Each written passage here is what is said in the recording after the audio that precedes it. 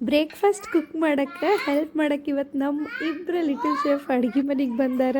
ಇವತ್ತು ನಾವು ಮೆಂತ್ಯ ಪಲ್ಯ ಕಡುಬು ಮಾಡಿದ್ವಿ. ನೀರಂಗೆ ಮಾಡೋದು ಭಾಳ ಸಿಂಪಲ್. ಇದನ್ನು ಒಂದು ಪಾತ್ರೆಗೆ ಎಣ್ಣೆ, ಸಾಸಿವೆ, ಜೀರಿಗೆ, ಉದ್ದಿನಬೇಳೆ, ಕರಿಬೇವು, ಸಣ್ಣಕ್ಕೆ ಹೆಚ್ಚಿರೋ ಮೆಂತ್ಯ ಸೊಪ್ಪು, ಬೆಳ್ಳುಳ್ಳಿ ಹಾಕಿ ಫ್ರೈ ಮಾಡ್ಕೊಳ್ರಿ.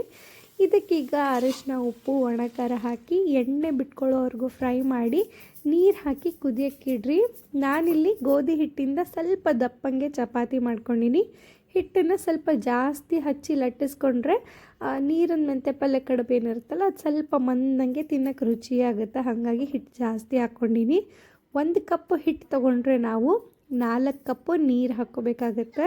ನಾನೆಲ್ಲ ಲಟ್ಸ್ಕೊಳ್ಳೋ ಅಷ್ಟೊತ್ತಿಗೆ ನೀರು ಕೂಡ ಕುದಿಯಕತ್ತಿತ್ತು. ಹಾಗಾಗಿ ಲಟ್ಸಿರೋ ಅಷ್ಟು ಚಪಾತಿನೂ ಕಟ್ ಮಾಡಿ ಹಾಕ್ಕೊಂಡೆ. ಇದನ್ನು 15 ನಿಮಿಷ ಕುದಿಬೇಕು. ಲಾಸ್ಟಲ್ಲಿ ಹುರಿದಿರೋ ಶೇಂಗಾ ಪುಡಿ ಹಾಕಿ ಮಿಕ್ಸ್ ಮಾಡಿದರೆ ಮೆಂತ್ಯ ಪಲ್ಯ ಕಡುಬು ರೆಡಿನೇ ಆಗುತ್ತೆ.